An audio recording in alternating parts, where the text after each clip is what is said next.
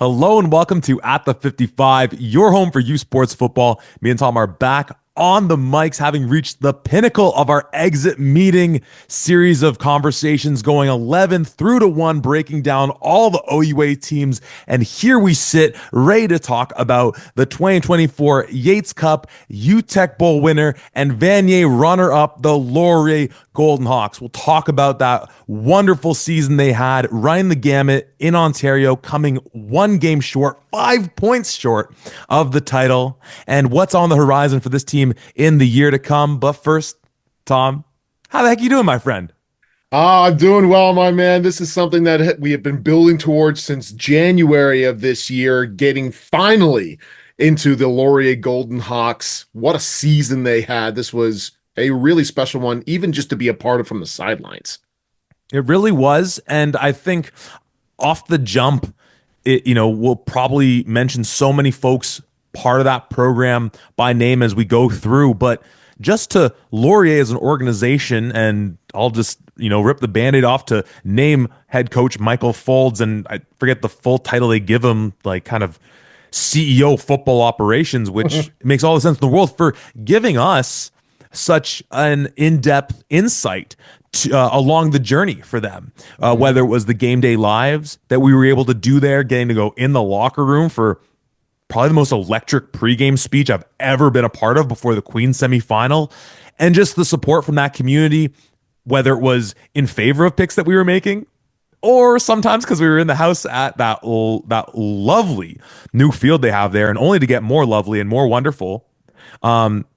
Only to hear from their fans when we were on the wrong side of picks or picking against them. But they're so engaged, such an engaged community. I've always said this about Waterloo generally, and just so supportive of what we do here. So just first and foremost, and Tom, I'll just pass it off to you with this, and also maybe with the prompt of what are your just memories of the year for Laurier, just generally speaking. A wholehearted thank you to the Laurier football community and, of course, Waterloo football community, just generally for a great year for us. Absolutely. Cannot thank this entire organization enough for just allowing us into their world, essentially. It started off really, obviously, I think folks are well aware who listen to the podcast regularly should be well aware of my admiration that I have for Coach Michael Folds. I mean, I've had a chance now to listen to him a few times, both speaking as at a conference, but also speaking at practice. And I can confidently tell you, if I was still back in my playing days, I would run through 3 brick walls for that man. He is a player's coach, and I have all the admiration in the world for him. And he obviously showcases a lot of appreciation for us as well. So thank you first and foremost, Coach Folds. But all of this really started back in the right before the season started in May. It was a preseason game between Toronto and Hamilton. The CFL hosted at your beautiful stadium of Guelph Griffin football at Alumni Field, where I ran into Arid Rudlund and got a chance to really speak to him for the first time and talk shop and talk Laurier football. And then that just kind of blossomed into, him helping us out with a lot of times. Hey, do you want to come out onto the field? Hey, do you want to come see this? We're talking about this, or this is what I'm seeing, or whatever. So to him, to the entire Laurier recruiting squad, the coaches, the players, just thank you from the bottom of my hearts here. I'm pretty sure I'm going to have to start looking around for some Laurier football gear, if I'm really being honest. Hopefully I can get lucky. I know you're not on social media, Zach, but Coach John Gruden has been getting a bunch of packages his way now that he's not associated with any teams, and it's just teams with swag saying, come support us. So Laurier, if you want to do that for Zach and I, we will happily support some purple and gold here. I mean, the Windsor Lancers sent us some swag. Yeah. Coach Ross Massaro sent us some swag. It's not unheard of. It's not unheard of. Yet here I sit in Western Mustang shorts, but we're keeping it above the belt on this one, talking about the Laurier Golden Hawks and on a mission for revenge. And we talked about this a bit last week, going through Western season in review and saying, coming off of 3 Yates Cups, is it really a disappointment? And I think in the grand scheme of it, and we'll talk about it, this was that kind of year of destiny for Laurier. And not that there's ever shame in losing to Western, whether it be in the regular season or in the playoffs, but the narrative had it swung the other way, and it doesn't take that much racking of your brain to have imagined the scenario when it did for that to have happened. But I think we would have been looking at that scenario more so being like, wow, Laurier blew their chance and Western did their thing. Laurier took care of business. And I know we talk about our own experiences as players quite a bit, and I think we're rightfully in the right for doing so, especially having won a championship in my case and championships plural. Remember that, McMaster folks, in Tom's case. But it does make me think back to that 2015 year for us, celebrating the 10-year, winning it in London, no big deal, where there was that feeling of pressure where we came off the loss to you guys in 14, where much like the Yates Cup last year in London when Western was victorious in securing the three-peat, obviously Laurier could have won that game. It was such a devastating loss. And then for them to come right back to business. But one of the things that, as I've spoken about from that year in 2015, and I'll repeat it now, that I feel like we felt the pressure a lot. And, with this Laurier club, and going back to your point, because we got to be around them so much, I think one of the many things I'm so impressed by with the organization, and maybe they just were better at hiding it than anyone else, but man, even with the biggest target on their backs and probably knowing that secretly, Joe Blows like you and I are, holding on to this narrative of like, man, if they don't pull it off this year, we're going to be a bit critical of it. They kept it really cool. Now, of course, on the field, we're going to talk about Taylor Elgersman shortly. They're heated guys. They're a heated bunch. And it starts with the head man and the intensity that Coach Faulds brings. But it's different from a type of, frenetic energy that sometimes can permeate from a club that's feeling a little too tight. They were an aggressive, in-your-face, obnoxious, like let's be real here at times, team, but they seemed chill when it came to the fact that, again, for so many folks, this was their Yates Cup to win, and they bloody got it done. Yeah, I mean, to start off with, you talk about the expectations, and it's absolutely duly noted. I mean, you look at last year and how close they were in certain areas, last year being 2023. They go down to London in that regular season game, and Evan has to go out with an injury near the back end of that game, and Jerome Rancourt come in. You got a backup quarterback here. You're only down a little bit. You roar back into this, and then you end up losing that one. And then the Yates Cup is similar in that sense. And you're just saying, if you can just get over that hump of the other team in the conference that wears purple, the sky is the limit for you. And to see them get that done, not just during the regular season, but twice in the same year, is something that very few teams across Greg Marshall's tenure within Western are able to say that they have done. You being one of them, my friend. And it's just an outstanding piece to really get a chance to look at and to see from that standpoint. I mean, this is the first time that Laurier has gone 8-0 in the regular season since 2005 when they won the Vanier Cup. So this was always going to be a season with high expectations. And I think just the style of how this Laurier squad is really built on, you're made and you're bred for that kind of thing. The one thing that I will say, we've talked a couple of stories, and you just kind of mentioned it there about Michael Faulds and how loud he can be and how fired up he can get and everything. When you have a team that is really up on emotion, and I think you and I both experienced this, whether we're playing or coaching or whatever the case, it's great and you're doing well, but the lows that you can get when you're not doing skyrocket downwards, and it can be really, really dangerous to have that big emotional team. The way that this squad is set up, and a huge benefit and a huge credit obviously goes to Coach Michael Faulds and the rest of that coaching staff, is this underdog kind of mindset here that he brings to the team. I mean, you heard it in the year-end video last year, talking about, yeah, you know what? We don't have a stadium right now. We don't have any stands. We don't have the best facility. Good. That's great. We don't need any of that stuff. We'll win regardless of that.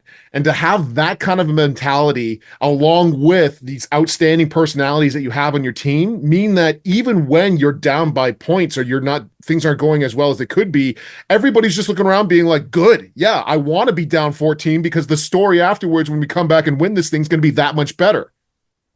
So many good things you said in there. For one, going back to that 23 Yates Cup, you mentioned Evan getting hurt and Rancourt coming in. They were also down Keon Edwards, the MVP of the league, going into that in the game regular where he got. season. Pardon me? In the regular season game. in the regular season game. Yes, Mhm. exactly. And then, still banged up come the Yates Yes. Cup. You mentioned the few number of teams, myself included, being able to beat Western in the regular season and then beat them in the playoffs. A major difference there when Laurier did it. That playoff matchup was the Yates Cup because then we went and lost to you en route to the third Vanier Cup that you appeared in 5 years. Remember that, McMaster, folks. And then the piece on the underdog thing, I think, is so essential. And I probably talked about this when we did our breakdown of the combines, and there'll be a lot more conversation now that we're wrapping up the exit meeting series as we now get super close to the CFL draft, and as is very important to this conversation, the NFL draft coming up like a day Mm. after when this will come out or whenever. Was being at the Invitational Combine in Waterloo and just talking with some Laurier folks, Michael Falls being one, my guy, Todd Stones Galloway. Stones. The credit to you on that nickname and well deserved by Galley. And a few other Laurier folks about, you know, again, parallels with Guelph, small school, underdog school, kind of, yeah, the not the biggest frills and nothing like that. Well, we got the frills in Guelph. We won a championship. We appeared in a couple other ones, and then of course, those years after under Galley and then Coach McNeil, like those are teams that got back to Yates Cups and were still really strong. It changes that whole dynamic of how other people perceive you, and then that can sometimes change how you perceive yourself. And I remember talking with Falds and with Galley at that combine and talking about that, and in addition to the fact that, as we mentioned, the stadium, more and more of it is just going to be, completed as into next year. And I don't remember how many years it'll take to fully cement it into, whatever that final product is. And Falls was just like, well, that's not going to change the way we train. It's not going to change the way we prep. And it's not going to change the way we go out and recruit and the type of athletes that we look for who are Laurier players. And I think that's so essential in having someone with that consistency and having that image of what Laurier football is, which we talked about it with Coach Soria and why it fit like a glove with him in Guelph, and kind of bringing that mentality that kind of fit the city, kind of just made sense. And Folds obviously has been there. He's one of the longer serving head coaches that we have right now. What he's built there, it is Laurier football. There really is, and there's, obviously great coaches that have gone through that program. But for anyone playing, recently moved on to, football retirement, CFL, and even going back another generation to our time, think Laurier football, and you think Coach Falls the same way that you look at Western, and you think Coach Marshall, and obviously you think about Stu Lang during the era that I was so lucky to be at Guelph because of the way he imprinted himself on that team and the way that the team took on that image. And when you add the success into, that's so huge because, yeah, you said it perfectly. When you talk a big game, and we're just naming coaches here, so I'm going to talk about again how great Coach Janke was doing in York and kind of calling their shot of being like, we'll earn our stripes. And that would have been a much different experience for them to go through that year and not earn those stripes, to kind of call your shot and being that, like, 2 wins should be reasonable and we will get our decals back then. And they went and they did it, and they embodied what he was selling to them and that image he brought. Now he has a ways to go to get on that same level, though he was in a conversation with Falls for possible coach of the year. But point being, what a remarkable job Coach Falls has done, not just this past year, but in just creating this culture. And maybe I don't know where the conversation is going to be. The thing that's maybe interesting to at least touch on now, and it's certainly due for a podcast at another time, is any conversation you and I get into, and with other folks too, of what's Western's ideal succession plan for when Greg Marshall eventually, he has to stop coaching eventually, I think. I don't know. Maybe some cryogenic freezing technique will keep him just coaching at Western until the sun explodes. But the answer everyone always goes to is Michael Falls, and it makes the most sense in the world. And it's just, again, this is a deeper conversation to have at a later time. But with what he's done at Laurier, it's like, I don't know, like that would be obviously a great thing for him to be able to go back to his old stomping grounds and to be Coach McMarshall's successor and all that. But it's like, that would truly be the only thing I can imagine Coach Falls would want to go, would ever even conceive, think, dream of thinking, dream of conceiving of thinking, of dreaming of thinking, of conceiving of leaving Laurier, because of how just what a great thing he's built there.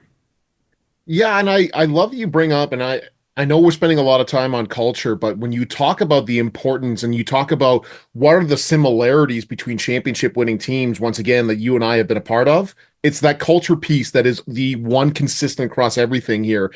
And if anybody has had the privilege to be around Coach Falls and the rest of this team, you'll know that culture is at the highest that I can at least remember Laurier being. Obviously, was a little young when the 2005 Vanier Cup kind of happened. The two of us were, so can't really speak to that. But amongst this and talking to folks, this is an outstanding time to be a Laurier Golden Hawk. I mean, you look at last year, or 2 years ago, where there's so many different open head coaching positions out there, and you and I are both saying the number one candidate that it has to be in a lot of people's minds for a head coach is Coach Todd Stones Galloway. And I talk to him and I say, hey, coach, you must have had a couple phone calls, a couple people knocking at the door, eh? And he goes, yeah, but like, there's a lot of different reasons. Obviously, when you are a head coach, as you had a chance of knowing when you were part of that at the younger level, you don't get a chance to coach as much rather than all of the organization stuff is on you. All of the other admin stuff is kind of on you and getting the structure of the team, practice plans, all of that other stuff outside of coaching. So you lose that aspect, and that's obviously something that's really important to Coach Stones Galloway. But then also you look around and you say, this is an unbelievable atmosphere with fantastic recruits, fantastic support from the university as well. I mean, you're getting a brand new stadium, a new facility, and you've got the best, you had the best quarterback for sure, but you also have the best receiving core. And it only seems to be getting better and better in the running backs and the offensive line and the rest of that team. So this is an outstanding part to be a part of. And then on top of all of that, you have the culture that Coach Falls is putting in. Yeah, Coach Galloway could realistically go anywhere that he wants and he'd be a hell of a coach there. But I think that really speaks to what Coach Falls has done in his time at Laurier. Certainly has been. And you know what? It's why, the term leader of men, leader of women is how we define and often describe great coaches. And those, it's not just like the evolution of you go from positional coach to a coordinator to a head coach one day. Those are specific type of, in many cases, like psychos, where it's like they have that energy and they want all that stuff that you described, which is just like, again, like just to have that vision of like, I know where this train's going to go and I will be at the front bringing everyone along. Let's talk about how the journey broke out last year. Again, going 8-0, but as you described, it didn't come without its bumps along the way. They start off the season in McMaster, a game we were in the house for. Were we in the house for this one? I think we were in the house for this one. When some Mac folks, I think, called us out on our pick, they were like, oh, I think Mac might be in a different tier a little bit. Like they might be in a different tier this year, but might be going in the wrong direction. Pick up the win 31-14. They then return home. You like that one, Tom? I know you like that one. I did like that one. That was good. They return home to take out my Guelph Griffins, your Guelph Griffins, everybody's Guelph Griffins. Super exciting game that saw the electric Tayshawn Jackson take off in the returning game to my chagrin, everyone in the greater Guelph area. They then take out Western at home 43-28. The offense exploded, portents of things to come when they returned to play them in the Yates, and the offense just didn't shut down there and either. They take care of business in the Battle of Waterloo, though, shout out to Michael Omaseni with those interceptions on Elgersma and keeping that one relatively close by the box score. They have a competitive Josh Jansen-led team in the Ottawa GGs come into their house, but they still pick up the win. They play Queens 51-21, a much more lopsided affair than we saw in the semifinals, one that Queens came in so hot they nearly drove the bus through the bloody stadium. They go to Windsor and escape narrowly with a big win there. 33-26 when we were seeing signs of hope that, all right, maybe Windsor's for real. And they take care of business against Carleton 44-24. And there's so many things where we can talk about within that schedule going 8-0. And I actually want to throw you first that final week against Carleton to start off, because we were going into that one saying how, you know what? You already beat Western. It really doesn't matter. Like maybe you rest up some guys, you get the bye, this game doesn't matter. And, 44-24, I don't have the box score in front of me. Not that I could, because it's OUA, you're killing us. Come on. You don't know what I'm talking about. Just go to oua.ca/sports/football/2024-25 schedule. But they could have just put their feet up and said, hey, we'll see y'all in 2 weeks' time. We're going to be as rested as anyone going into a quarter semifinal matchup. But they took care of business because I haven't confirmed this. Maybe you haven't talking with the coaches. You are obviously at a couple of their practices of late that they're like, no, we're running the table here. Like I do feel like that mattered to them once they saw it in the in the distance. I don't doubt they were going just classic week by week, not looking too far ahead. But once they're sitting at 7-0 going into the last week of the season, they're like, well, yeah, we're going to play for the win. Unless I'm forgetting something, maybe they pulled guys out at some point, but nonetheless, I started there, but go whichever way you want, because what a great sequence of games, themes throughout all those games that we can bring up as major storylines unto themselves. Yeah, and I love that you brought that up because it once again goes back into the pieces that we were talking about here. Having a chance to go to a Laurier spring practice and watching them play against Laurier versus Guelph, which we will get into here, but just to touch on that a little bit, at that practice, I'm at there and I see Taylor Elgersman and I dap him up and hey kid, how you doing? Start talking to him and everything. The first question I ask him is, does it feel weird being on the sidelines and not practicing here? And he looks at me, he goes, yeah, I hate it.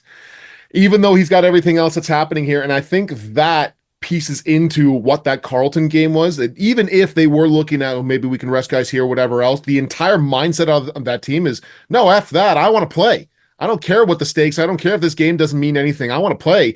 And I was able to find the box score. You have to go on the Laurier's page in order to find it, though. But Taylor Elgersman in that game, 29 for 37, 464 yards, and 4 touchdowns. So, yeah, I mean, the kid wanted to play, and he played pretty well. But when you look at the rest of that schedule here, I mean, you look at teams that are – these weren't blowout games by any means. Especially in that Guelph game, we're watching that. You and I had great seats once again from the end zone to really get everything in there. But you see Guelph not backing down at all. The Guelph fans travel like crazy. So it is actually loud when Laurier is out on the field and there's pressure there and they are able to come away with victories. And the thing that I love the most about that is we've detailed this a couple of times, but it is a special teams touchdown. And that just cements that confidence across the entire team. It's not just the offense that's going to give us momentum. It's not just the defense. Specials can hurt you as well. And so now it's confidence throughout the entirety of this team here. And that really helps you when you're getting into some of those tight games. You need to come out with a victory here. I mean, that Windsor game was pretty damn close, like you were saying here, but there doesn't seem to be any hesitancy there. There's no reluctance. There's no issues because this is a squad that has full and total confidence in themselves based on what happened in 23 and what they were currently going through in 24. I mean, this was a historic team. And actually, when I went down to Western Spring Camp, I was able to catch up with Richard Adu before and see him and talk with him. And he looked at me point blank and said, that Laurier offense that we saw in 2024 was by far the best offense I have ever seen. And he goes, including some of the stuff that I've seen, throughout my entire career here. Regardless of who it was against, that was the best offense, that one of the best defensive backs to come out of Western for a long time in Richard Adu before. And for him to say that means something. Well, let's talk about the offense, and obviously we've talked about Taylor, and we'll get into more details of the year. But let's look at the weapons he had around him, and that receiving core, starting with EJ and Ethan Jordan, a guy who, had such a great case for OUA MVP in his own right. And in talking with some Laurier people, some of their conversations were like, yeah, but he might actually, Taylor might be the OU MVP, but we might have a better shot for heck with EJ. So, what's our preference internally? Hitting that 1,000-yard mark, it's just astonishing what he did with the 59 catches. Again, I think we were comparing it to what Curly Gittins did, winning an MVP in 2017. And the numbers, you give a nudge here and there for either guy, but across the board, just so spectacular. And really, the main reason it might not have gone to EJ at the end of the day is that he's surrounded by so much talent in that receiving core, no less, with obviously his partner in crime in Ray and Thorne, our dude in Laomi Ojatalayo, guys like Jace Atkinson, Ryan Hughes, who we should probably have a conversation about because what a playoffs he Yeah. had. Jackson Stebbing, even Kojo Kadua as a young guy who sometimes I was maybe a little critical. He'd pick up a penalty here or there on special teams, but the depth they have, that Ryan Spate as well, is phenomenal. Obviously, there's a few question marks for some of those guys, Thorne and EJ, being top amongst them, just in terms of where they're going to be playing next year league wise, whether they're back in U Sports or otherwise. Same thing goes for Tanner Nelms as their star back last year, and what a year he had as the primary back. Darian Bassick Hayden should be back. We saw him take a bit of an injury in the semis, or Mhm. was it in the Vandy? Somewhere in the playoffs, he got a bad injury for him. And you've already detailed this. The fact they're getting Quentin Scott back, it seems like, from what you saw at their practice, is just phenomenal. That's not even to go over the offensive line, which I'll certainly leave up to you, as you're very familiar with Coach Scotto, and a lot of those boys that he has going there. But just the depth of talent, to your point of, like, if you're, Stones Galloway, like, why would you want to go anywhere else? Like, when you have all these tools to play with, and, refilling the coffers with young folks, and how excited I am to see what Riley Chalmers can become there as sort of maybe the next one up at quarterback. But the depth is unbelievable. That quote about them being one of the most potent offenses is bang on.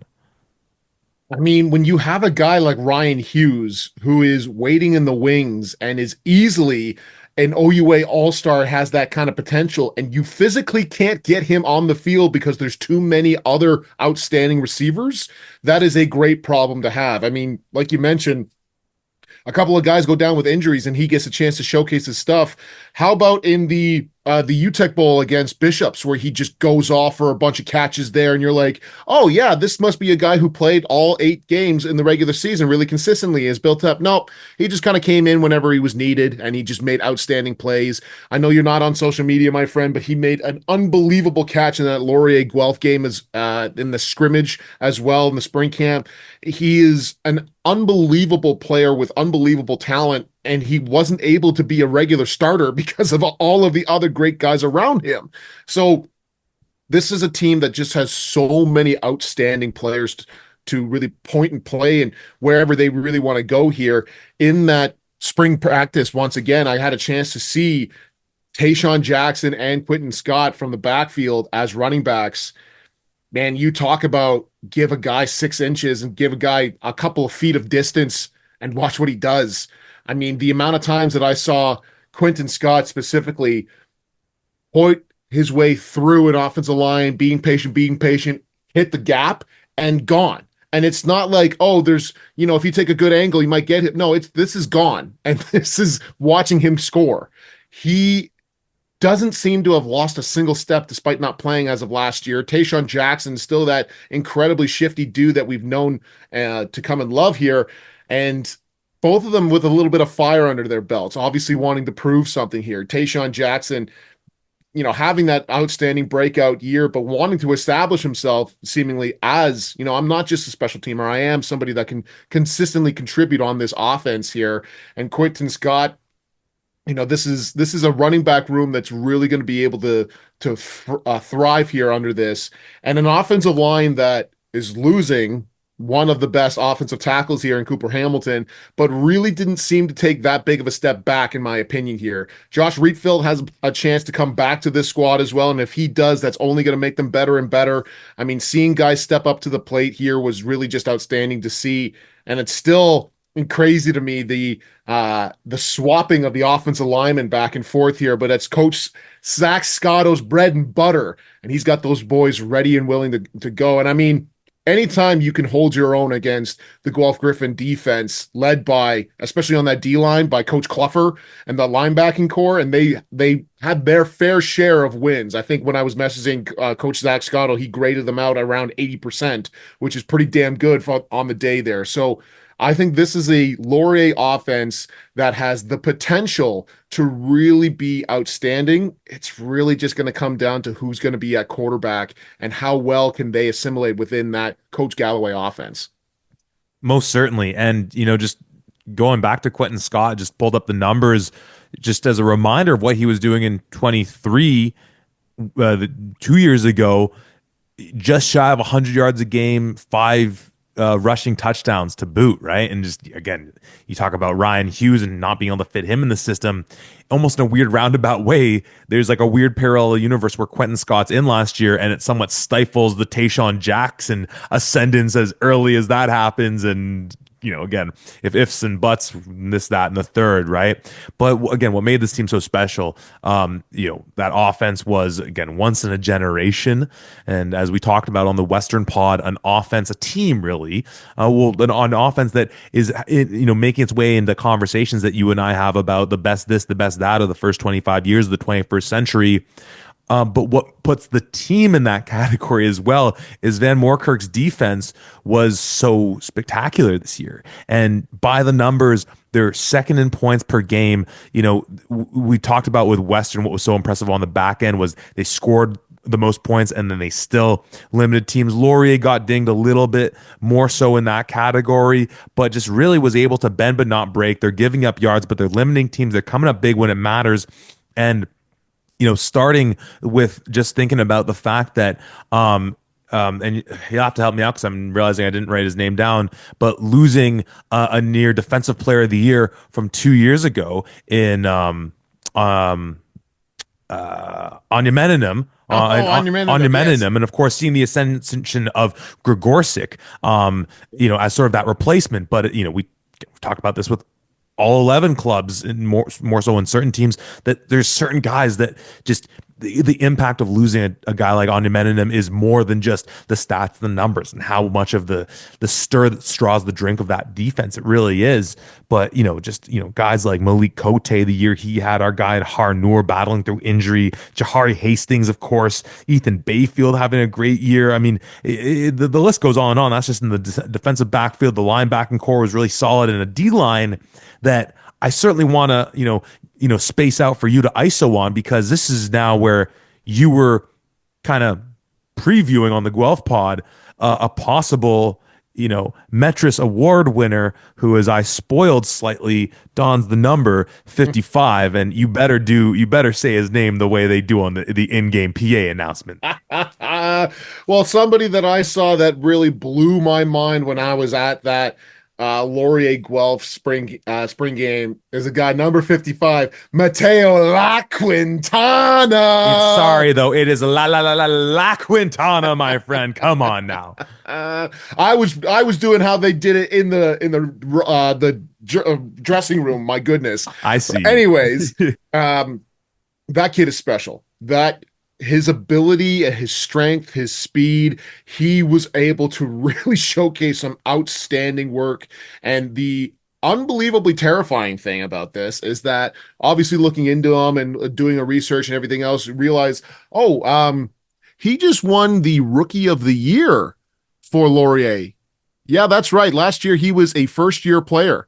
And I'm already going to be picking him as a favorite to win the JP Metris going into this year. This young man has the capabilities. And when you look at him, at least on this roster, I think he's a little bit bigger than this in the good way, but he's listed at 6'2", 252 pounds. At that weight, at that size, he is able to play defensive end. He's got the speed for it. He's got the reach still, but you can also bump him in to play three tech.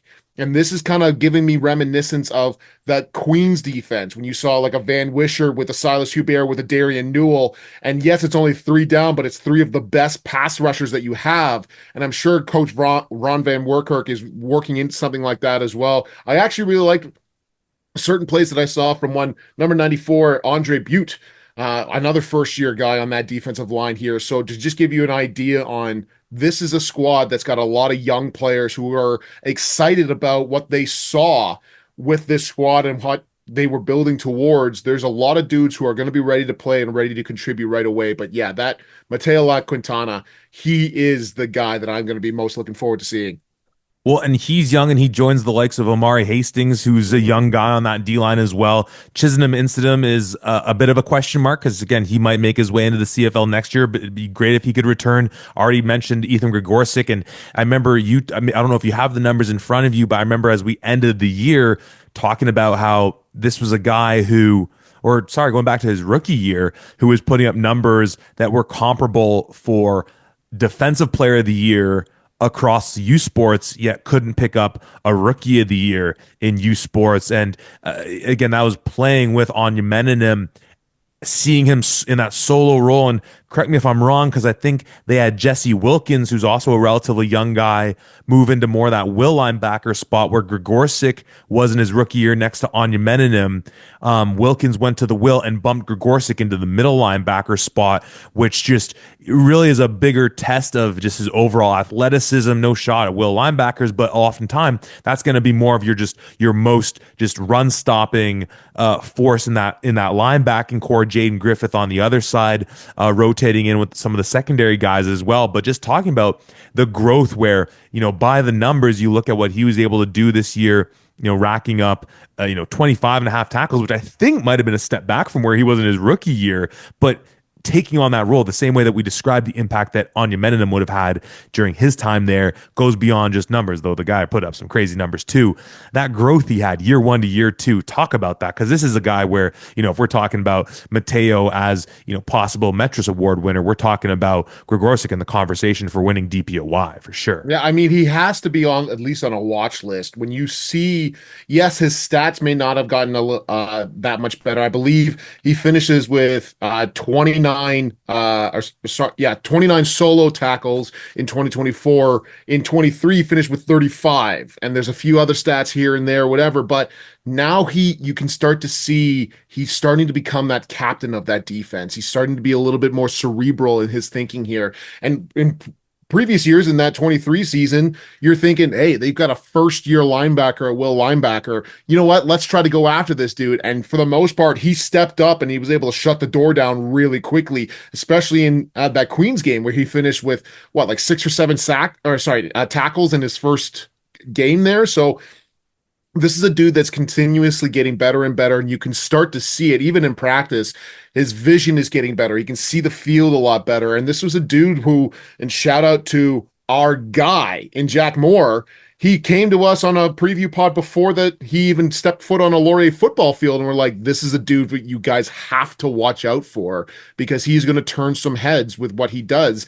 And we were shouting it from the rooftops. This dude should have been the U Sports Rookie of the Year because he had numbers better than the Defensive Player of the Year in that 23 season. So I only think the sky is the limit for this young man. He's got great vision. He's got a great attitude towards everything. And he's just an ultimate linebacker where it's like, yeah, if it moves, I'm going to hit it as hard as humanly possible.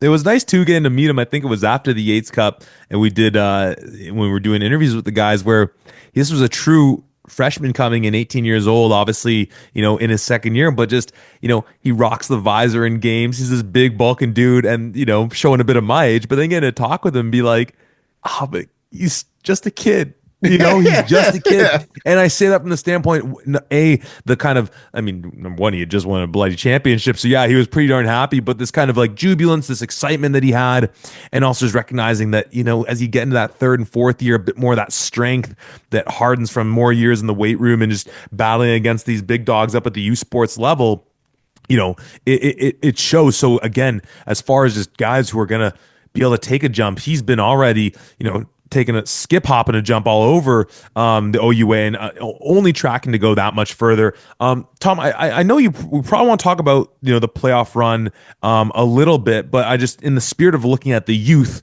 should we just continue on that thread to then look at the more veteran players that were helping captain this team, lead him to that penultimate moment of coming so close to winning it, as far as the guys to look out for in the CFL draft with the combines?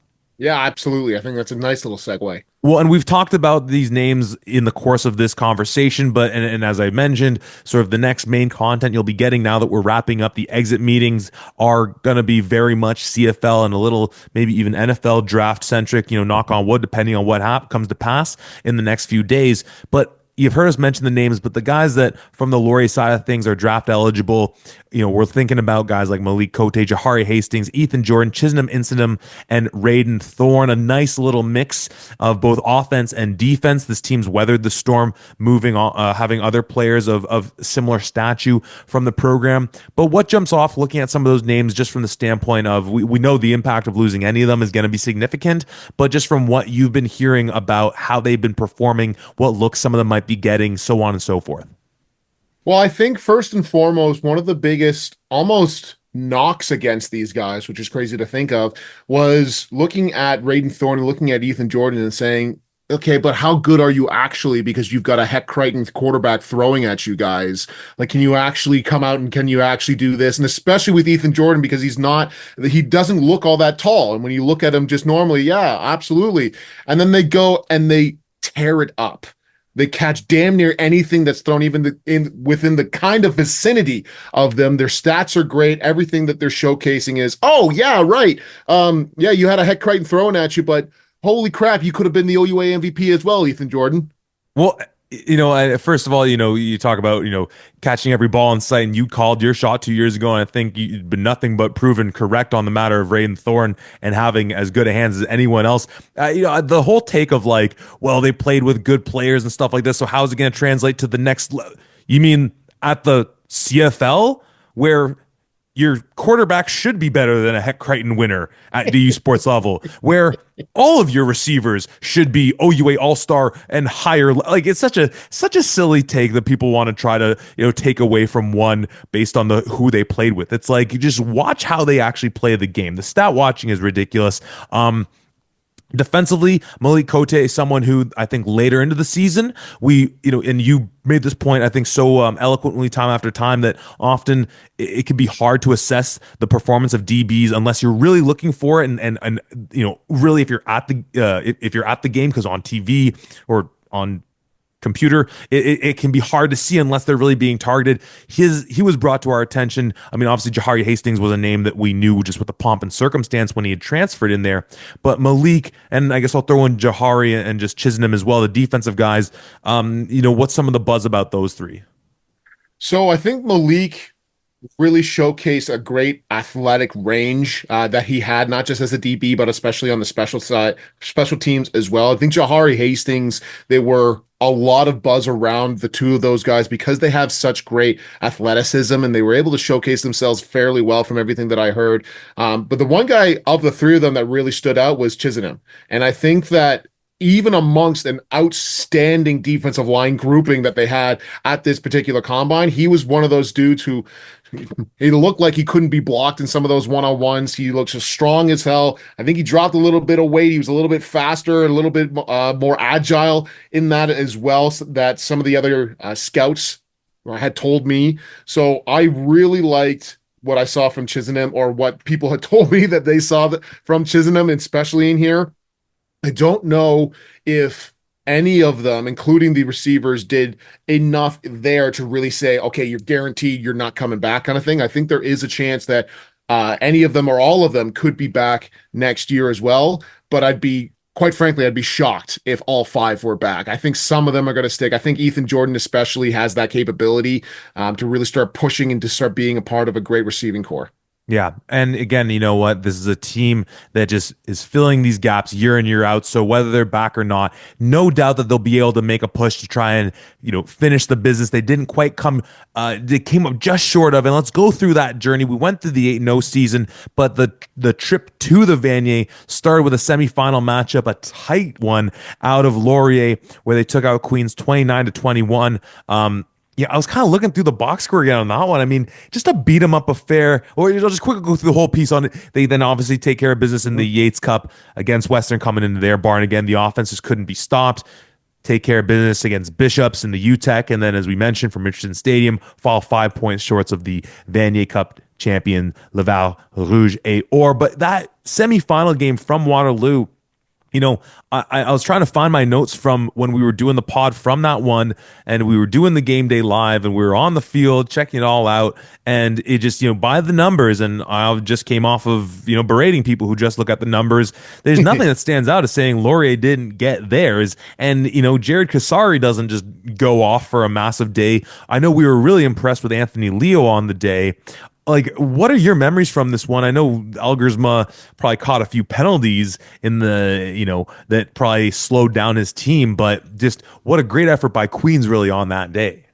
Yeah, I think the defense really stepped up and did an outstanding job limiting a lot of plays or certain big plays at bare minimum here. I distinctly remember one of my favorite plays. Pretty sure it was this game. I don't think it was a regular season game, but I detailed it. Justin Pace and Tanner Nelms meet in the hole, and Justin Pace is that just stud linebacker, meets him and plants him backwards. And I think that's, just outstanding because I'm a huge Justin Pace fan, as you all well know. But to me, the thing that really sticks out was Anthony Leo and just a fearlessness that he had about him. Wasn't always necessarily about just trying to purely out scheme and, oh, you haven't thought about this, we're going to have somebody, whatever. But this is a dude that I remember sitting back there and saying, you know what, I'm going to give my guys a chance. And how many times did we see a Matt Camillo, a Nico Cuomo, Logan Walton go up for a jump ball against some of those great DBs that we just listed that went off to the CFL Combine, and they come down with them, or it's a contested ball at bare minimum here. And so you look at the rushing stats, Jared Kasari, 6 attempts, Ethan Dahl, 2 attempts, Isaiah Adams, 2 attempts, Anthony Leo, 2 attempts. This was an Anthony Leo air raid offense that saw him throw the ball 43 times in this game.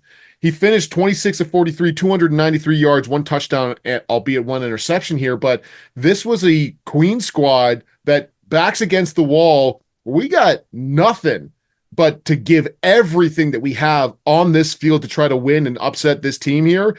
And they gave them a hell of a job. Obviously, Laurier still pulling away with it and winning ultimately. But this was a inspired showcase from the Queens faithful. One, so often when you talk about bye weeks and things like that, the conversation inevitably turns to a rest versus rust thing. And I don't think that, Laurier looked rusty on that day. And sure, they were probably rested. But to me, the story, and you mentioned Anthony Leo and you mentioned those receivers and specifically saying Logan Walton, they're coming off a quarterfinal win where they went over to Windsor and had essentially the football equivalent of a buzzer beater via the Leo to Walton connection there at the end of the game, and then getting the right in for the touchdown to win it right at the end of regulation. So getting riding that mojo. So again, I think, yeah, totally right in how you described it. And also just seeing, Tyler Mullen kicking for 13 points and, Dawson Hodge for 9. Again, shout out to our guy and Dawson Hodge, who, big ups to him on, being able to bounce back from a year that was underwhelming by his own standards in 2023 to then come back and be one of the stalwart kickers. And of course, we can't talk about Dawson Hodge without talking about Jason McGugan. The ball doesn't just appear in the hold his hands magically. Someone has to get it there. They're called long snappers. Great game both on both sides. We were then again privileged to be at the Yates Cup sideline doing the game day live prior to it, and a game that started off with Western marching the ball, and there's the part of me that picked Western being like, okay, yes, good, excellent. The part of me that's looking for, Laurier to kind of finish off this great storyline and being like, oh man, is it really going to go down like that? And then boom, the offense just exploded. And I remember some of the comments you were making about, how the way that they were challenging Western down the field, just being able to throw all these seam and go routes at them and hitting Laomi over the middle and with a full head of steam, the way, you just can't slow him down. What are your memories from that one? Oh, this was this was a slug match that everyone was looking forward to. The thing that first off stuck out in my head was, yes, it's the Yates Cup, but in previous years, and certainly because of how many damn times Western has hosted it, I don't think we've seen the true showcase or the true passion of some of the fans there, because it's just this mentality of, oh, Western's in another one. Yeah, it's fine. It's another home game. Though I'm sure they'll win it, whatever. But this time it was at Laurier, and we saw those Laurier fans show out in full force. I mean, I think it was later on in the game. I think it might have been the third or fourth touchdown, but the fans in the end zone where the beer tent was were so animated that they knocked over the actual stands and the fence guarding the field. Now, obviously, because this is a Canadian crowd, they all just politely picked the fence back up and put it back into place so they don't bother anybody. But this was a squad that came out, the fans were bumping, and this was a great atmosphere to kind of be a part of. But then you look back at the game, and so many times we've talked about the way that you consistently beat Western and how do you do that? What do you focus on? You have to be able to score and get them on their heels because this Western squad, like they have been since Greg Marshall took it over and probably even before then as well, is built to get the lead and keep the lead and run the damn ball and eat up clock and just chew it and play their game. Now they went down the field and scored exactly like you said to start this off. 6 plays, 97 yards in 3 minutes and make it a statement. And then Laurier comes right back with a 59-yard touchdown pass from Taylor Elgersma. And then they get the ball back soon afterwards. And then they drive the length of the field, 10 plays, 88 yards, capped off with a Ryan Hughes touchdown. And now it's 14-7. And then an Ethan Jordan touchdown, and it's 21-7. And then a Tanner Nelms run, and it's 28-7. And now there's no thought in Western's head of, oh, we can just rely on our run game. We can just focus on this because Laurier is scoring almost at will here, and you have to be able to keep up with them. And they did. Most Jamal gets a touchdown pass. Keanu Yazbek does find his way in to the end zone as well. But at that point, you have to just be able to air out the ball. And when you make any team one-dimensional in that setting, it means that your defense has a whole hell of an easier time in order to try and limit that, which is already an outstanding Laurier defense.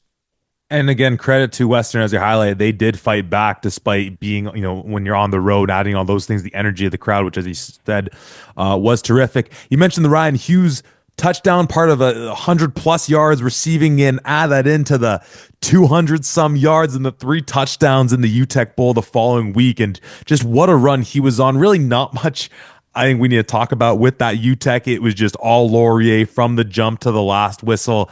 But the Vanya, I mean, unless there's something in specific, I mean, hey, shout out to the Gators, great season that they had, obviously. But the Vanier, we were on the sideline. We were watching that one through and through in a dogfight in that Laval defense as they'd been showing all year long. And obviously, our guy in Arnaud Desjardins, yes, our guy, check the tape. He's our guy now. Our guy had a really just really a great day for him, which meant having a really smart day and recognizing the way his defense was playing. He doesn't need to take, knockout punches and just dumping it down underneath Cote, trying to not let these Laval receivers, your guy whose name I'm forgetting, the star out there for Laval at Rec. Olivier Cool. Olivier Cool. Très bien. Merci beaucoup. And just dumping it down in those flats and just chunking them and that Laval defense and getting after Elgersma and frustrating him was really the story I remember. But it almost like seeing that, and I know you found the box score and highlight again, found the box score.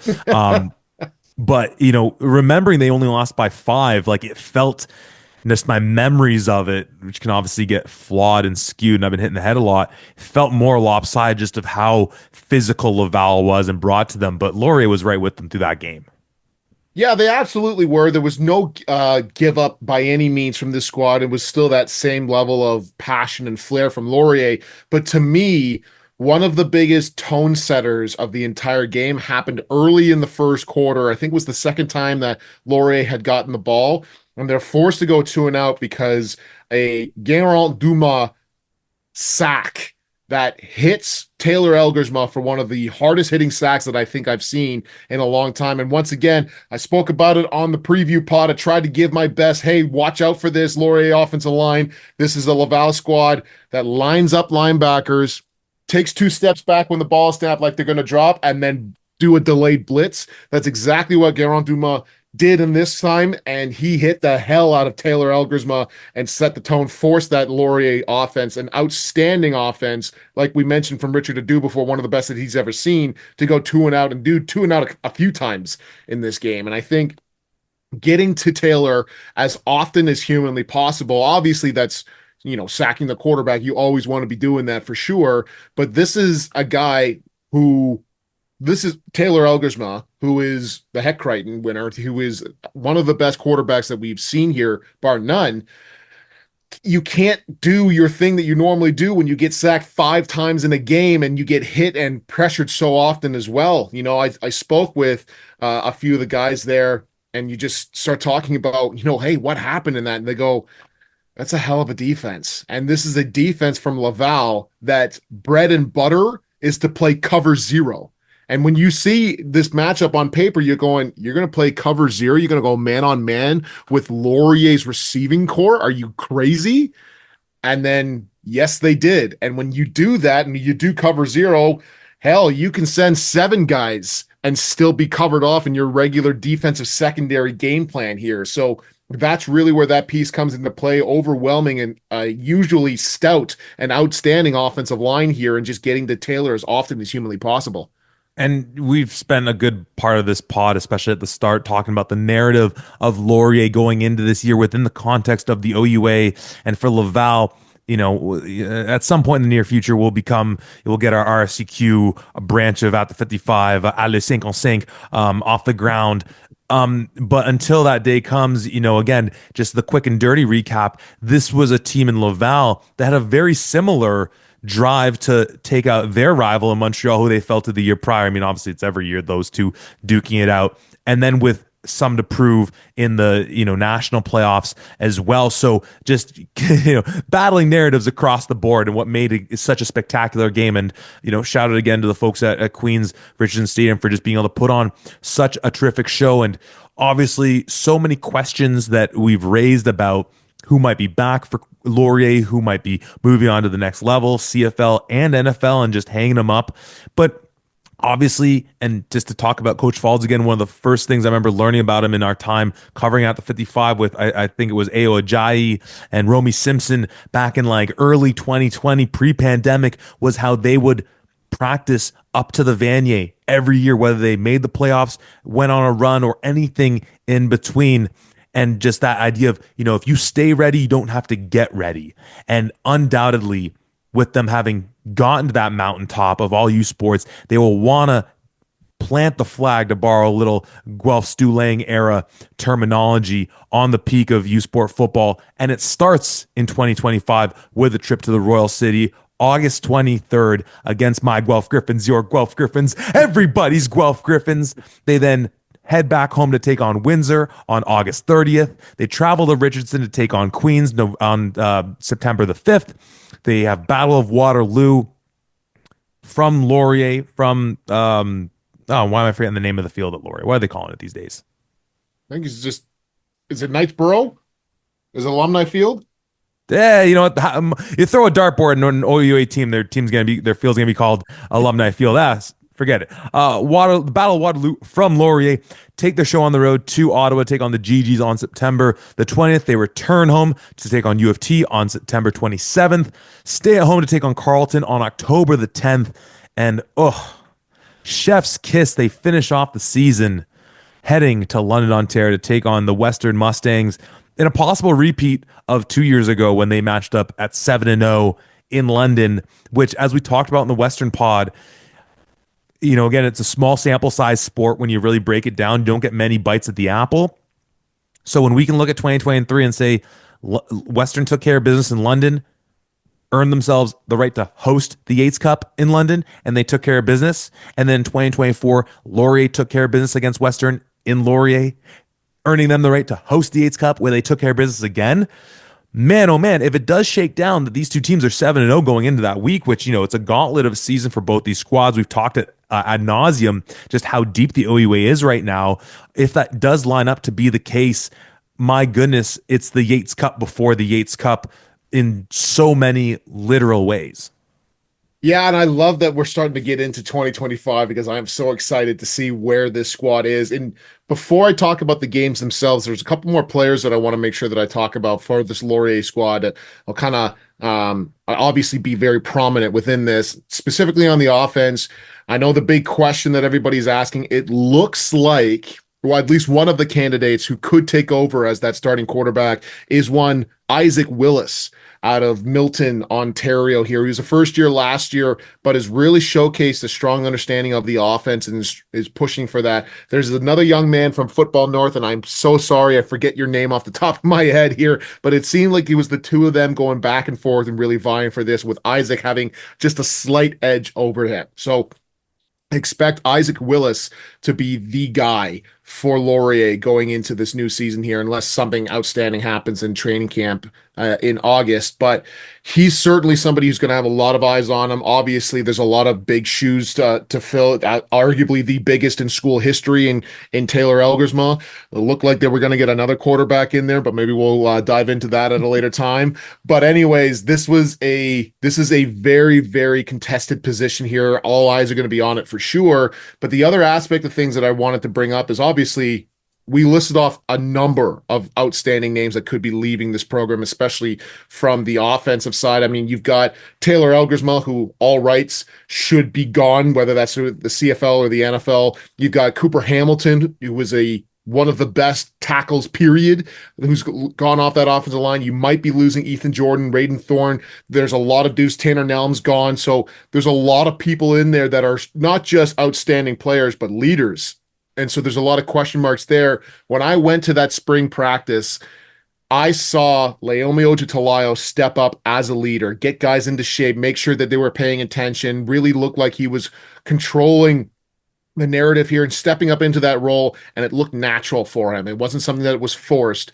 That was one of the pieces that I was the most excited to see, because you and I've said this a few times. Laomi could go to damn near any other school and be the automatic number one receiver, probably within his first or second year. And he's chosen to be this almost utility guy for Laurier here, just with all of the other outstanding receivers that they have, and has worked his tail off to get to where he is right now. And I think this year in particular could be his huge breakout season, where you start to see those 100-yard games from him on a consistent basis here. So those are two guys that I really wanted to make sure that I brought up going into this 25 season as to a couple of guys to watch for on the offense. I mean, when you take a peek at this schedule here, man, there are some outstanding games. I know we talked about it with, I believe it was Guelph, with the outstanding or the really tough beginning schedule here. I mean, the first 3 weeks for Laurier, Guelph, Windsor, and Queens, that's nothing to sneeze at either. And I'm really interested to see how well that does. I mean, even when you look at this, the Battle of Waterloo has pretty consistently been a much tighter affair than what other people might think, albeit, let's forget about that 23 playoff game. But they normally do a great job there. For some strange reason, Josh Jansen just goes off against Laurier. He has the past 2 years, and I'm not expecting anything less from him this year as well. This is, man, I cannot wait to get back into OUA football and start watching these guys. But of course, the crown jewel of this entire OUA regular season is that very last game against Western. And I can tell you, Laurier folks, when I was down in Western, I asked them about this. Every single dude has that last game circled on the calendar. That's the one that everyone is looking forward to. Which could make the week prior against Carleton that much more of that sort of trap game, because Carleton, as we've talked about it, is a team that, has just like such immense upside. If whatever bad juju fell over them last year at times just clears the air. But obviously it can go the way it did last year as well. So just another reason why it's such a great season we have up ahead of us. And though there is still some time to go till we get there, that is our exit meeting series. So we hope we've done justice to all 11 teams. Thank you to everybody who's been along the ride with us. Tom, as you mentioned, starting back in January, we've made it through blizzards and snowstorms to beautiful early spring weather and birthdays for you and I. Now, there's so good job by you, Tom. There's some stuff we have on the horizon. There's some events that for folks who aren't as abreast to the OUA and U Sport and frankly CFL and frankly NFL schedule. What are some things coming up just for folks like, hi dad, for yourself, who might not necessarily always know what's going on, to keep attuned both in the news, but also to sort of what's sort of in store from our coverage wise? Yeah, I love that you bring this up because we got a lot of stuff on the go here. There are works right now to have a couple of sit-down interviews with two, I would say, probably most talked about quarterbacks in the OUA. So look for those to be coming out at some point, hopefully in the next couple of weeks here. We will be focusing on a CFL draft reaction post, potentially doing that live streaming, just like we've done at other YouTube locations here. So be on the lookout for that as well. I am also incredibly happy to say that we will have a couple of live events finally to get back out and around some football. You and I will be live May 4th, Sunday, May 4th at Waterloo for the Team Ontario Red Black Bowl. That will be happening there. We'll have a game day live setup, setting up everything that's happening in that game, the players to watch for, to give the best possible coverage that we can. And then the immediate week after is the East-West Bowl and the East-West week that's leading up there. We'll be on site making sure that we've got interviews ready for you. We'll have sound bites, probably mic a few players up, and then obviously doing another game day live and covering the East-West Bowl as well. So no shortage of content here, even though we did just get through all 11 OUA teams and breaking down what their season looked like. And once we get through that, it'll be that much closer to the spectacular OUA season that by all accounts is in store for us. And I suppose as the song goes, though, it's great to be a Laurier Golden Hawk. We'll see how this team can bounce back. We'll see how the other 10 can fight for OUA dominance, as there's so many teams around that table, knives out, pointing at one another. The storylines are rich. If we missed any, please reach out to us, whether it's on socials, whether it's in the comments, whether you just know us, because, it's a fairly small community. A lot of y'all have our contact information. Let us know what you want us to cover, because that's what we're in it for, to bring you the best coverage you can get of this terrific game that we have, of the best version of football that you find anywhere. So we got a lot of content coming your way, so stay tuned. We'll be right here at the 55.